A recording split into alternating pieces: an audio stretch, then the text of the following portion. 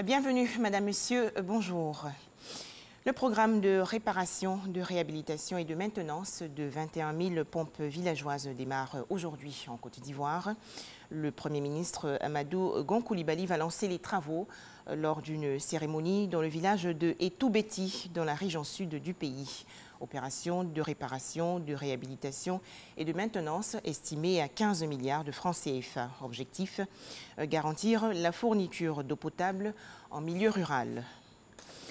Le ministre de la Ville, François Albert Amichia, invité récemment de la rédaction de Radio Côte d'Ivoire. C'était lors de l'émission intitulée « Les salons de Radio Côte d'Ivoire ». François Albert Amichia a expliqué les missions dévolues à son ministère.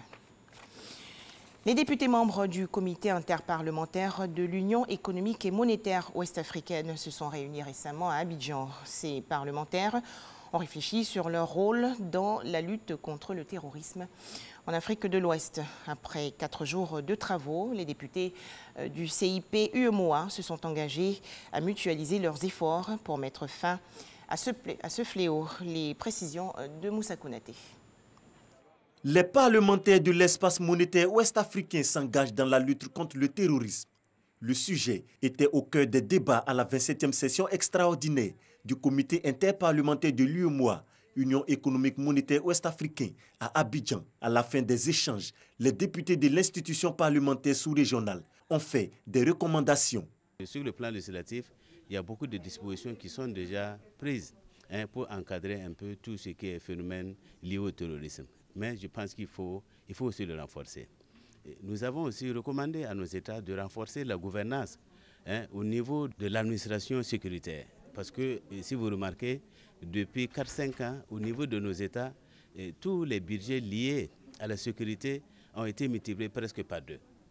Maintenant, il faut voir, est-ce que les financements qui sont mis à la disposition de ce système sécuritaire-là est bien géré par ceux qui doivent le gérer. Il faut quand même qu'on ait un regard parce que notre rôle aussi, c'est de contrôler l'action du gouvernement. Donc nous avons pris aussi une recommandation rentrant dans ce cadre-là. Le terrorisme freine le développement de nombreux États africains. Les députés de l'UEMOA appellent donc à une synergie d'action pour une réponse efficace face à ce phénomène grandissant. Vous savez que les États n'ont pas les mêmes moyens. Et au niveau du terrorisme, on ne peut pas le combattre de façon individuelle. Aucun État n'est en mesure de combattre le terrorisme. Il faut que les États arrivent à s'accorder, comme ce qu'ils l'ont fait au niveau du G5 Sahel, que tout le monde se mette ensemble. La 27e session extraordinaire du comité interparlementaire de l'UEMOA s'est tenue du 20 au 25 mai. 4 jours de débat sous la conduite de Véronique Aka Amana, actuelle présidente du comité interparlementaire de l'UEMOA. L'autonomisation des jeunes en Afrique grâce aux médias et à la communication est un projet de lutte contre l'immigration clandestine. Ce programme a été lancé récemment par l'Organisation des Nations Unies pour l'éducation, la science et la culture, l'UNESCO. Le Burkina Faso encore endeuillé.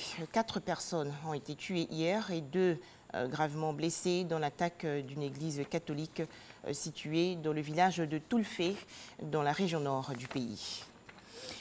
La présidentielle en Algérie, les candidatures de Abdelhakim Hamadi et de Hamid Touari ont été reçues après l'expiration du délai fixé le 25 mai dernier à minuit. Mais la réception de ces 2 dossiers au-delà du délai indiqué jette le doute sur leur recevabilité.